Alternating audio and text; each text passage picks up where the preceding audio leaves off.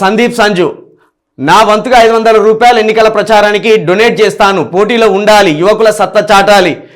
Thank you. ఖచ్చితంగా ఎన్నికల్లో ఈ కొమ్ములు తిరిగిన వాళ్ళు, అవినీతి పరులు, 100 కోట్లు సంపాదించిన వాళ్ళతోటి మనం పోటీ పడాలంటే మన మధ్యతరగతి పేదలు మన రూపాయినే మన కోసం నిలబడుతున్న వారి కోసం డొనేట్ చేసి, ఎన్నికల ప్రచారం కోసం, అది జేబులు నింపుకోవడానికో కోటలు కట్టడానికో కాదు, కానీ ఎన్నికల ప్రచారానికి కొంత అవసరం ఉంటుంది.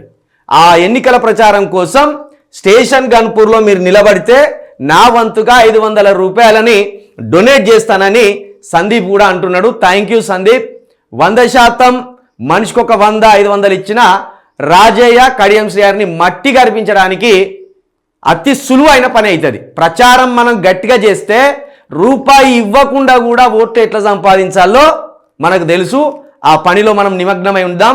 ఇట్లా సందీప్ లాంటి మిత్రులు ఎవరున్నా కూడా ₹1 ఇవ్వండి, తప్పకుండా నేను మీ తరపున యుద్ధం చేయడానికి సిద్ధంగా ఉన్నా. ఇక్కడ మన ఇది పెట్టండి సార్, అది ఇక మార్నింగ్ న్యూస్లోకి వచ్చిన మిత్రులారా ఒకసారి షేర్ చేయండి. నేను సర్పంచ్ అన్నగారు, నేను వస్తా ప్రచారానికి. Thank you Ashok Reddy. అశోక్ రెడ్డి గారు కూడా మనకు ప్రచారానికి వస్తా అని అనడం సంతోషం.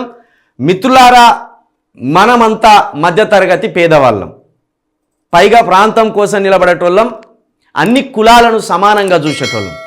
ఒక కులాన్ని దూషించి ఇంకో కులాన్ని పైకెత్తి అట్లా భేషజాలు లేవు, తారతమ్యాలు లేవు.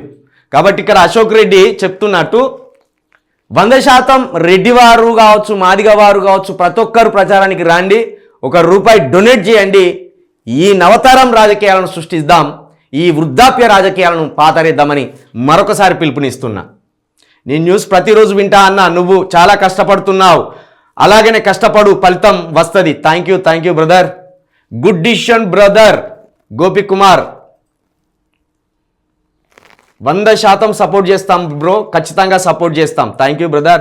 You have to contest in the upcoming election. Gopi Kumar, thank you brother, తప్పకుండా చేస్తాం.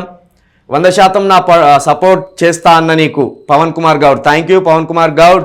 ఎమ్మెల్యేగా అసెంబ్లీలో అడుగుపెట్టి స్టేషన్ గన్పూర్లో ఉన్న విద్యా వైద్యం గురించి మీ గొంతు వినిపిస్తారని ఆశిస్తున్నా. ఇక వినిపించు లేదు, వాటికి సంబంధించి సౌకర్యాలు సదుపాయాలు కల్పించడమే పనిగా పెట్టుకుంటాం. ఇక ఊగా వినిపించలేదు, గెలిచినాక వాటికి నిర్మాణం జరగాలి కదా, వైద్యం కావచ్చు, విద్య కావచ్చు, నిర్మాణం జరగాలి. ఆ నిర్మాణం జరగాలంటే అసెంబ్లీలో దాన్ని చర్చకు పెట్టాలి. అప్పుడు బ్రదర్స్, మరొకసారి మన న్యూస్ని అయితే షేర్ చేయాలని కోరుతున్నాను నేను.